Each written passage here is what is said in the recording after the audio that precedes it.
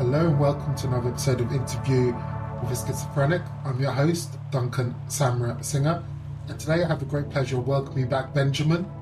Benjamin's 35 or 36 from Connecticut. Just had my birthday.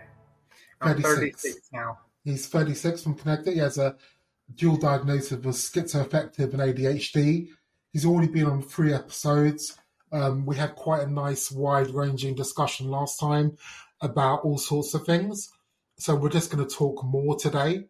I want Benjamin, can you give me an update on how things are doing since the last recording? How's your job going? I know you're working as a counsellor. How's life for you since then? Yeah, I'm actually at a really good place in my life right now. The job is phenomenal. I get to give back to the community that helped me when I was at my darkest times. I work in the drug and alcohol addiction field as well as mental health.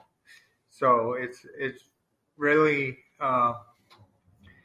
it really is an eye opener every day I go in, and a constant reminder of what we battle through on a daily basis. Yeah, because I know you've had a quite intense life history with what you've been through since as an adolescent, and as an adult you've been through a hell of a lot. So I think you probably have a lot to contribute back to the community. You have a lot of life experience which you can draw on, and obviously now you're helping people. That's kind of like gone full circle, where you've gone through what you've gone through in life, and now you can give back. So I think that's great. It's kind of like what I want to do on a podcast. I was going to say that full circle thing is exactly it. It's really the most rewarding job I could ever ask for, because since I was a teenager, my whole life, really since I was born, mental health and addiction have been issues in my life for as long as I can remember. So to be able to give back to the community, even if I can just help a little bit, is satisfying to me and really fulfilling in my life. Yeah, because my day job, I work in computers, software, and that's good for my mental stimulation, and I do enjoy it. You know, I get my salary from it, so that's all good. But I do like giving back with this podcast and my writing and just being on the internet and talking to people, you know, and that's an important part of my life. And I recognize that rewarding, that value it gives us, you know, a sense of self-esteem, sense of purpose. You know, I think generally that's what life's about, isn't it? Helping each other and, you know, giving back our experience to those who are still on the journey, who are still quite young and naive, and we're helping them sort of guide them. So yeah, I can completely relate to that. So yeah, if nothing else, I'm just another example of recovery is possible, and we can live successful lives even with all our adversities, and it's not like we don't belong in society. We all do, and we all deserve credit for it.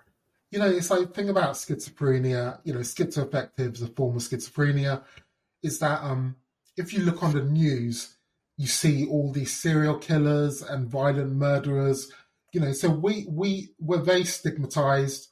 People are afraid of us.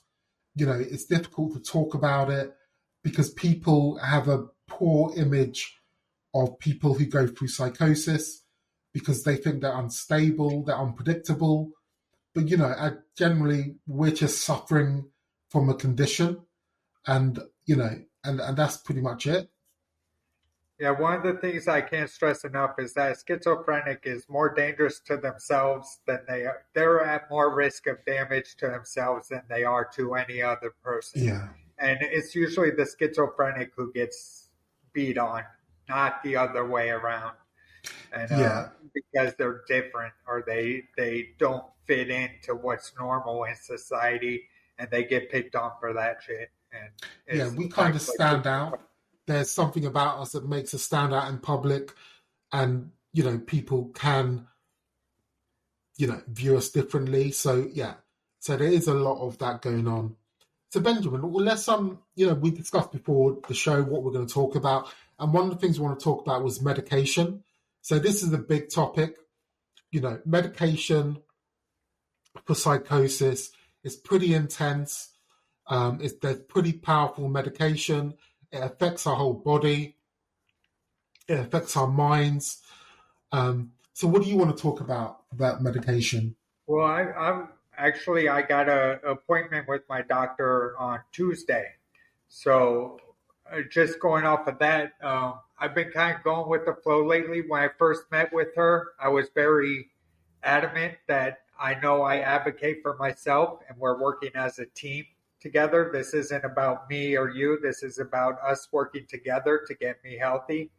And I realize now going into Tuesday, I'm going to have to make several changes to my medication because part of medication is that you get the negative side effects or it just stops working on you. It stops being effective. And I think that's what's happened with my medications is I'm mostly on downers right now, on stuff that blocks the dopamine, the antipsychotics that block the dopamine. Which I'm particular on antipsychotic is it? anti-anxiety. What's that? What antipsychotic are you on? I'm on flufenazine right now. I Yeah, take a monthly shot and a 5 milligram daily pill. Has that become popular again? Because I That's know that's a first generation. yeah. I think they're going back to first generations more often than they used to. I'm not quite sure why. Maybe because they have been more effective on the stronger cases who need it, because it does probably help more with psychosis than a Abilify or Vraylar. But How long have you been on that? I was since my last hospital visit, so that would be uh, May last year, a year ago. And what changes are going to be made? What I'm going to request is to switch my antipsychotic. I don't know how we taper down a 25 milligram shot, but I would like to get rid of the shot and just take that 5 milligram daily and add in my Vraylar. I've been on Vraylar before, so I know how I act on it. I know what it does for me, so I'm comfortable with it. I know it doesn't make me go out of control, but it helps me feel happier because it doesn't completely block the dopamine, whereas most antipsychotics do. And so it allows a little dopamine in, which will help me stay motivated and feel better overall, just a general well-being of feeling better. Because currently I have symptoms of listlessness and anhedonia that really play into the effect, and it's just gotten worse over time. So I'm tired of it. I just want to feel good again. I know that's such a broad phrase and that's so dangerous to say in the medicine world that I just want to feel good because that could be anything. Yeah.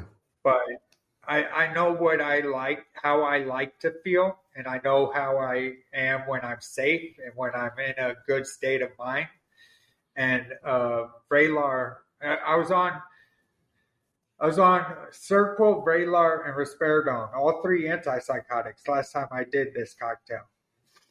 I'm trying to cut back on them. I want just the Vraylar and see if that works. I want to do it one step at a time, one change at a time, see what works, what doesn't work, and take it slow. But I also want to get there. I don't want to take it too slow. I don't want to take it too fast. I just want to get it done and get in the right frame of mind. So is your doctor compliant with your wishes? So what I learned along my journey was the self-advocating in this field. You have to advocate for yourself because otherwise the professionals will just walk on you and dismiss you. And I also realized that when I work with my psychiatrist, I use the word with. I emphasize that. It's a team effort, and it's me telling her everything and being open and honest with her as much as I can. And we work together as to all these med changes when they happen, and what needs to be done, what's working, what isn't working. Um, how am I feeling? Have I been taking, like, has my moods been going up and down? Are they just down? Are they up? Are they, what's happened since the last couple of months I saw her? And I'm also on a stimulant for the ADHD. I'm on Concerta, and I'm currently on 36 milligrams. And I know there's a higher dose to it, so I'd also like to bump that up.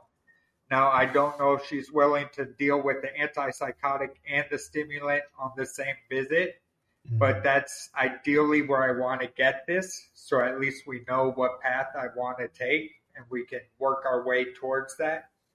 As long as she feels comfortable doing it, I'll feel comfortable doing it, and we get to work and we do what we need to do to get to figure this out. So apart from the anhedonia, which I believe is a lack of interest in activities, is that correct? Correct. Yeah. Just an overall feeling of just apathy, down, apathy, and sort of, apathy.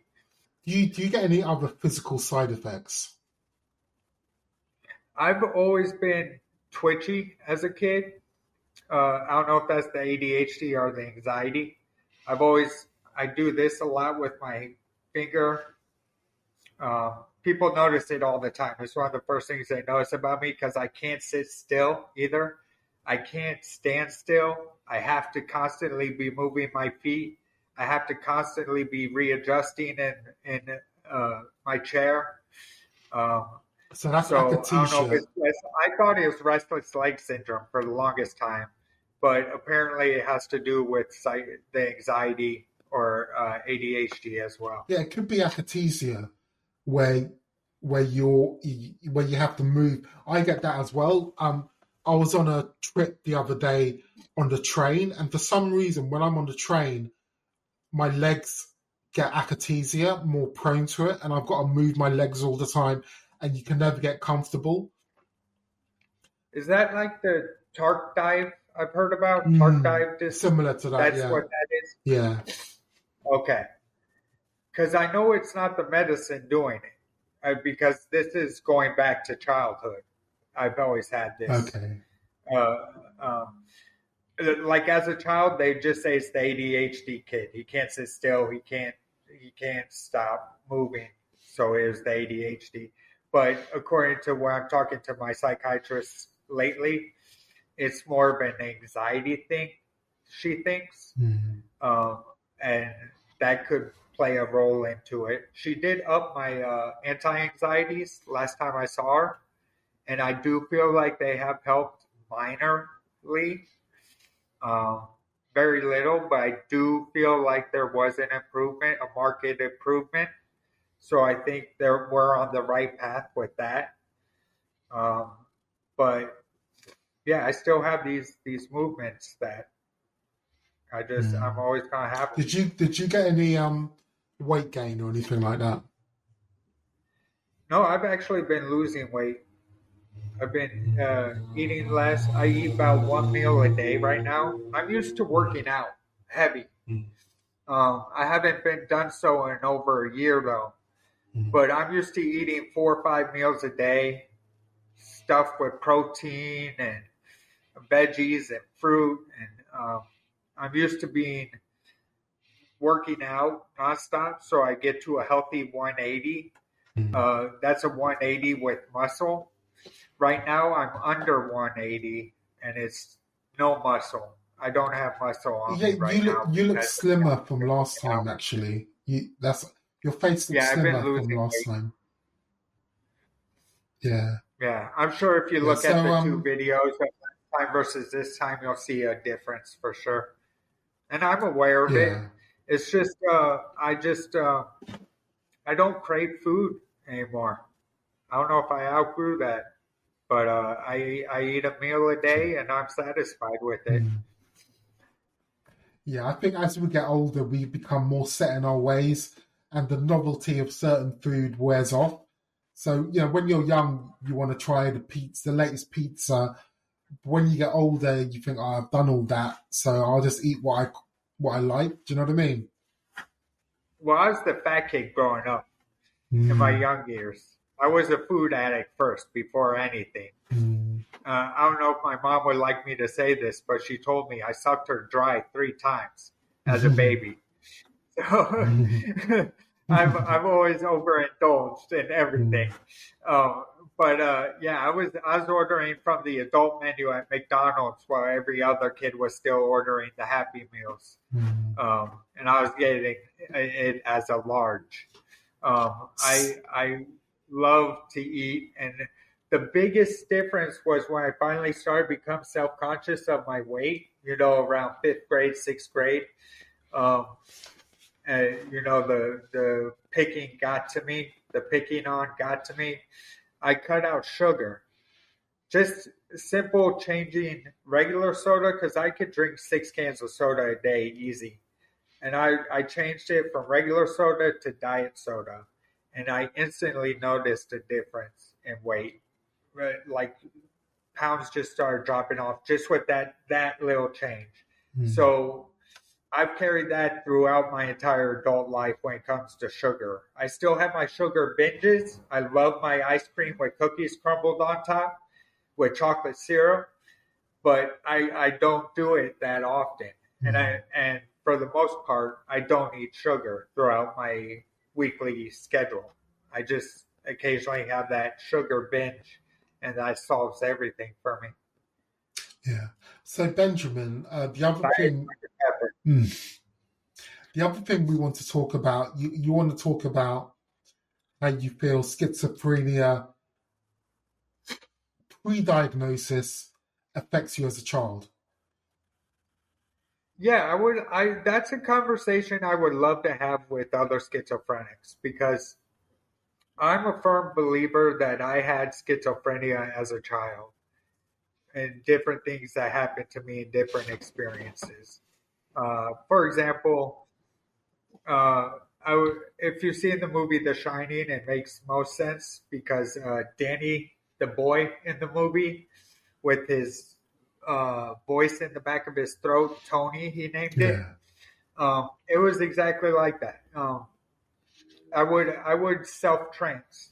I was in timeout a lot. I was always in trouble, so I had a lot of resentment and anger, and I had a lot of free time in timeout where I had to learn how to, I don't know, calm myself down and put myself in a different headspace, so I'm not just stuck in a corner or stuck in my room for hours on end doing nothing. So I would use this finger and do this, and I would sing the song "This Little Light of Mine." I'm gonna let it shine, this little light of mine. I'm gonna let it shine, this little light of mine. I'm gonna let it shine, let it shine, let it shine, let it shine. And I'd repeat that over and over and over. And I put myself into a self trance. And I didn't realize that's what I was doing, but that is exactly what I was doing. And when I got into these self trances, it was almost like a different dimension in my mind opened up, and I was no longer in reality. I was experiencing beyond, and I just remember that's looking back on it as a kid. I didn't notice it ain't too much different, um, but I think there what I knew it was different.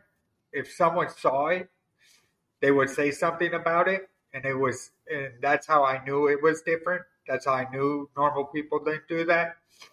But it's hard as a child because you could also chalk it up to, well, that's just a child's imagination, right?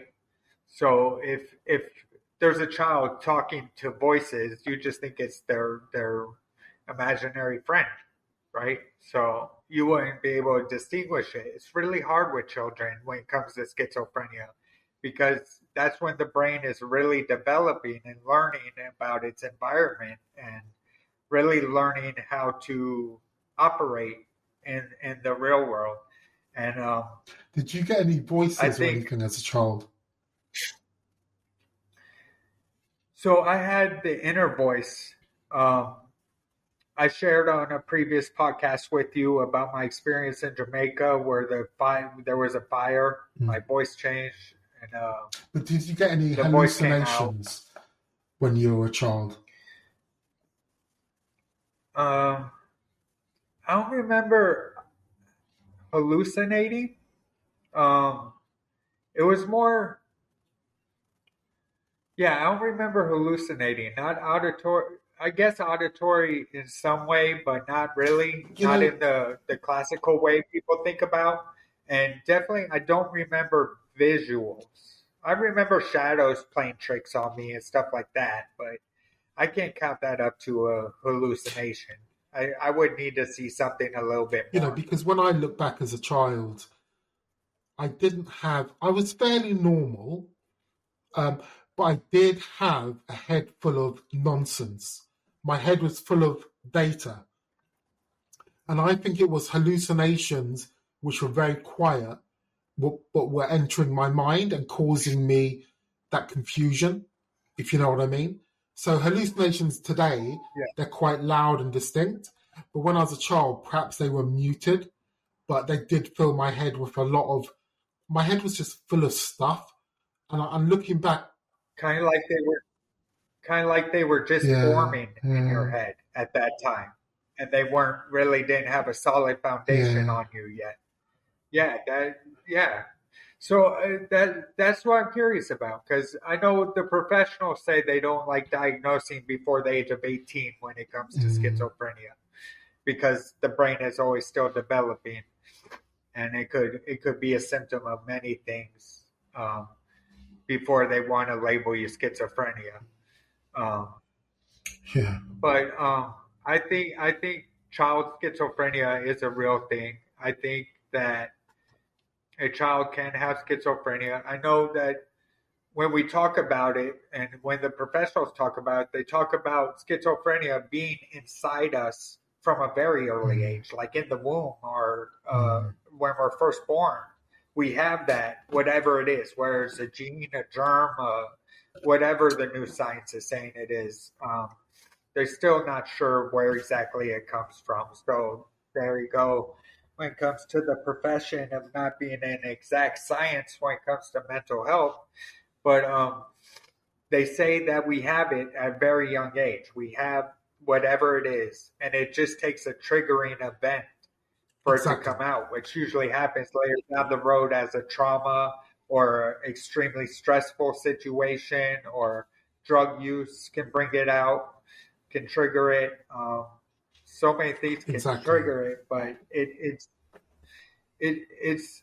I think it's always laying dormant there, and sometimes it's not so dormant. Some of us as children experienced it, and we didn't know what we were experiencing at the time. We can't. We're children. No one talks about schizophrenia in elementary school, uh, so we can't relate to it or understand it. And I don't think doctors are able yet to quite understand it in younger age people. But yeah, I think it is very You possible. know,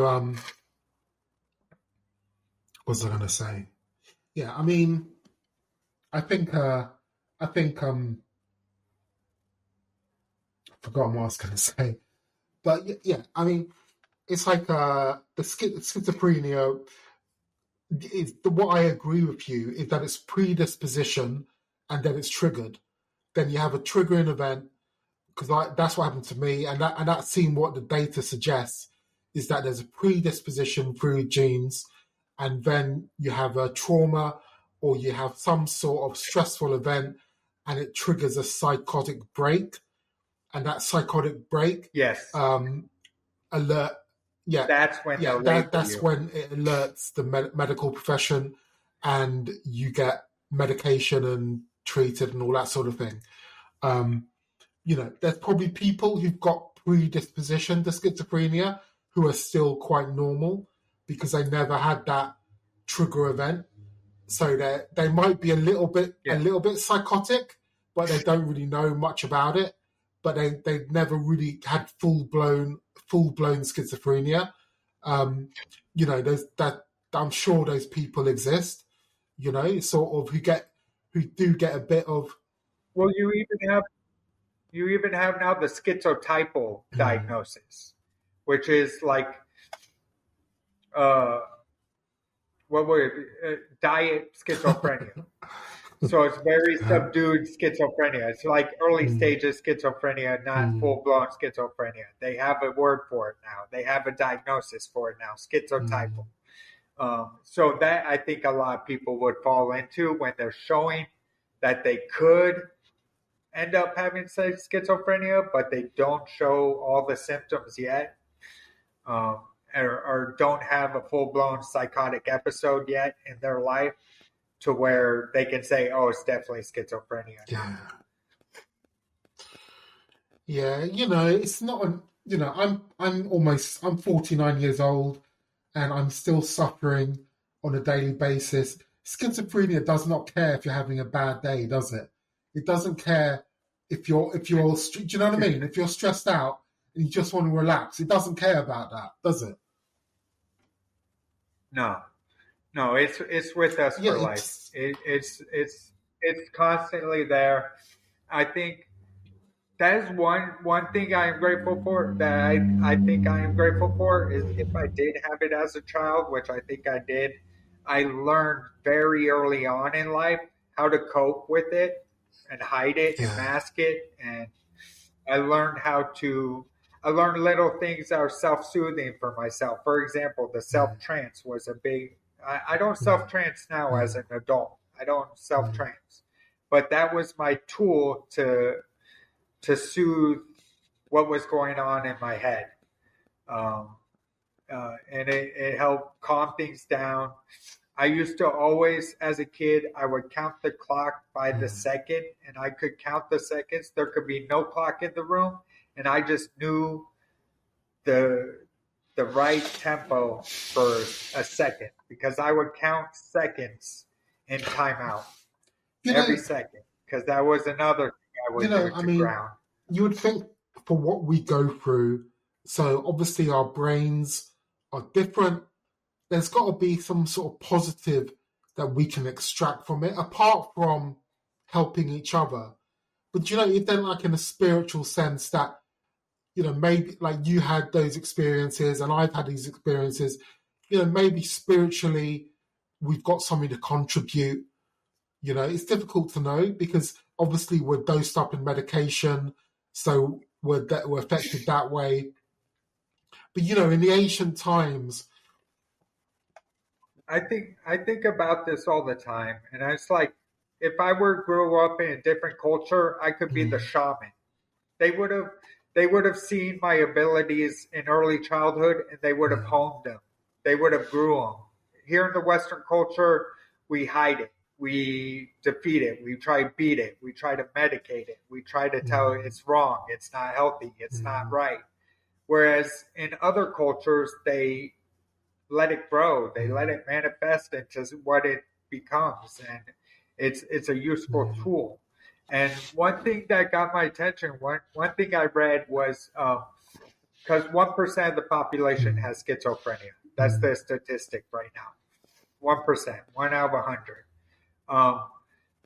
So if this was such a debilitating disease, why over the millennia has it continued to be passed on and passed on and passed on and passed on? There must be some sort of reason or purpose for this gene to continue to be passing forward into a modern society. Yeah, I think in the Western world, it kind of makes us feel ashamed. Like we're defective. Maybe in the Eastern world they're softer, and like you say, in ancient times they would have been much more protective about us and to nurture us. it's interesting to think about, really. Um, Well, think about my incident with the fire, right? I predicted mm, a fire. I, I, it wasn't me. It was my voice, but it was me. Uh, Premonition had the fire back in Jamaica when I was 15 years old. Premonition. Now, if you go back to ancient times and they experience that, they see you do this the night before, they see the fire come there. I'm probably in the king's court as his advisor mm. the next day.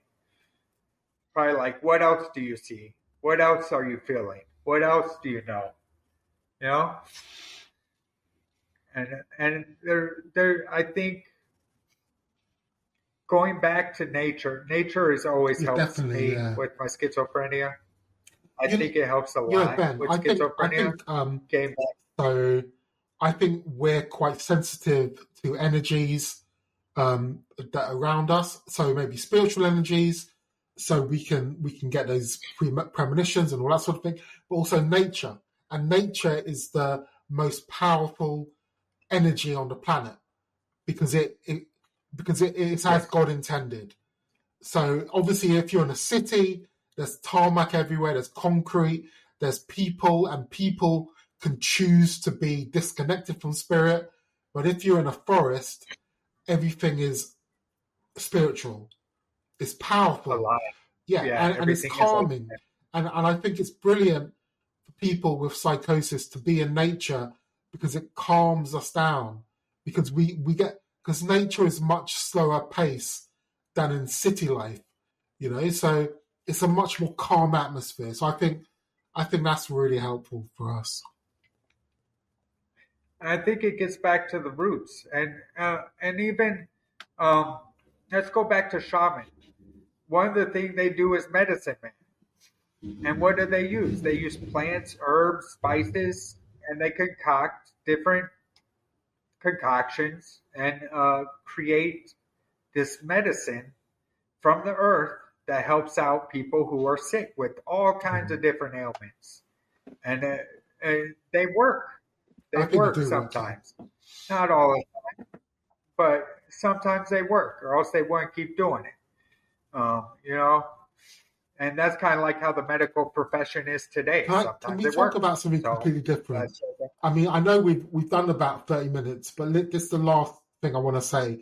So I've been watching these YouTube videos about an ancient civilization on Mars. So an ancient human race lived on Mars, and the CIA, they did called Project Stargate. They did remote viewing, and they sent a psychic person. They sent them remotely back 1 million years BC to look on Mars and to see what was happening.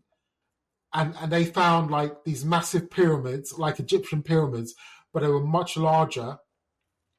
The people were taller than us. They were like 10 feet tall. atmosphere. But Yeah, less yeah, but the atmosphere, less problem, yeah, gravity. exactly, because Mars So is you can smaller, go. you would be taller. But they had an issue because Mars hasn't got a magnetic pole, has it? I think so. It loses atmosphere.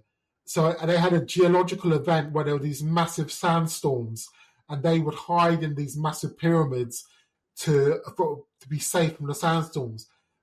And if you look at some of the Mars photos, you can see pyramidal structures. So I'm just wondering what you think on that. What is your take on? So these kind of conversations I could Mm, go all day with because I am all for them. So here's what an interesting take: the circadian rhythm of a human. You know, the sleep mm, wake cycle. Um, it's it's naturally 24.9 hours, which is exactly the same amount of time as a day is on really? Mars. It's not 24 like it is here on Earth. It's 24.9. And they also talk about how we're here on Earth we get sunburn. Like why would we be made to not be able to stand in the sun for 30 minutes? Why would our skin not be able to handle that? Well, probably because we weren't used to this kind of atmosphere and the sun being so direct on us. So maybe in a different life, we were somewhere else and the sun wasn't as brutal as it is here. So maybe we are from somewhere else. And if you go into the theory of evolution, well, you still have to come up with where did that first specimen come from. If Earth had no organisms, living organisms, you have to get a living organism from somewhere to start this theory of evolution. So where did that one organism come from? So they're thinking it probably came from a meteorite or something of the sort, landed and grew over time. And that's how the theory of evolution started. And I don't believe in the theory of evolution myself. I know it's very stupid and I get it, but humans, there's a jump from monkeys to humans. There's no in between, and they say, there's Neanderthals and there's like 27 different humanoid type species that have lived before us, but to get to modern man was a big jump. That they could never find what's called the missing link, which it came from Darwin and his evolution theory, was the missing link. That's because we could never figure out how we got from Neanderthal to. So I read a lot. I read a lot of spiritual books, and seemingly the human body is a classic design for an intelligent species. So I think there's two possibilities. One, we could have got help from God, or there could have been alien intervention. But maybe the alien intervention was down to God, because some of the aliens, they're higher spiritual beings. So maybe they were in contact with the Creator, and then we were designed as that classic human body, you know? So in 2007 or 8, the Catholic Church, the Pope finally said that if you believe in extraterrestrials, that does not contradict your belief in God. You can believe in both. So God is almighty, all powerful, ever knowing, the creator and the created, all in one, everything. Now, aliens could be in touch, more in tune with God, with energy, with the universe. So they seem like higher beings to us. Maybe they came down and they were what we call angels and demons. Maybe some were maleficent while others were benevolent. And that's how we get our angels and demons. The more spiritually advanced you are, the more you can predict the future, because you see people's intentions clearly. You see the planet, and then you can see the future, because it's like the more wise you are, the more you can predict the future. It's like in ancient times, the wisest people were the leaders of the tribes, because they could predict the future. But these days, we've lost that in our recruiting of leaders. We don't recruit the wisest spiritual elders anymore, even though they have the capacity of foresight. It's such it's a bit of a shame. And I think what they did is those in power wanted to take away that information, take away that wisdom from the masses so they can control them. If you can contain a population's knowledge, you can control them. If you feed them their knowledge, you control what they're taking in. You control the knowledge that they're obtaining. So you get to decide what they learn and don't learn. You might have all these books in the back of your room that they never get to read, but you got to read because you have access to that information. But because you're in power, you chose not to give it to the masses because you're still trying to control them to make sure you live wealthy and happy. It shows a lack of intelligence on their part, because it should be acknowledged that the more spiritual you are, the more bliss and happiness that you will have. But they don't believe it, and they think, Yes. oh well, as long as I got 5 million in the bank, and I've got a beautiful house and a trophy wife, then that's good enough. But they're actually quite miserable. You know, they're miserable because they lack that spiritual knowledge. But Well, I think that's why, like, spirituality, when it comes to like Buddha, I read up a little bit on Buddhism and I dabbled in a little bit.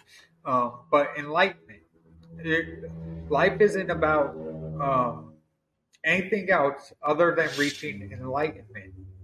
That's your ultimate goal. To become one with the universe, to become enlightened, to really understand everything and everything, feel everything, and be at one and at peace with the universe.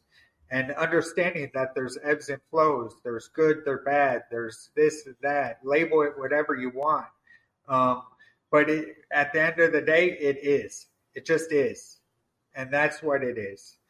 And being able to reach that state of mind is so difficult in a dog-eat-dog world. Even spirituality, Jesus was very spiritual.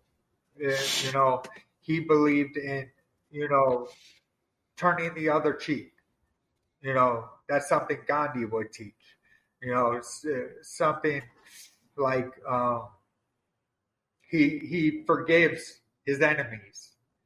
He's not carrying around the burden of hatred and betrayal and all this negative emotion, because he understands negative emotion eats at the individual on the inside and really turns an individual into what they did not want to be, which is evil. So if you're able to stand your ground and stay centered, you won't have a problem dealing with life as life comes, no matter what. At the end of the day, we're only here for 80 years and then we die. So it's not as if, it's a zero-sum game. There's nothing, Elon Musk was going to die in 4 years' time, whatever. Doesn't, at the end of the day, what the most important thing we can do in our lives is make the world a better place. So, so to help the next generation and the generation after that, I think that's the best thing that we can do. But anyway, Benjamin, I think I'm gonna close it here. I'm gonna play some binaural beats. Is there last time I think you wanted the better beats? Is there any other? Shall I just pick one at random? You can do that or a gamma. Okay. Yeah. I'll go with some gamma. So it's been a pleasure. It's always a pleasure speaking to you. We had a nice conversation. Thank you. We had a nice conversation today. And I hope everyone listening enjoyed it. Thank you very much. Have a good one, guys.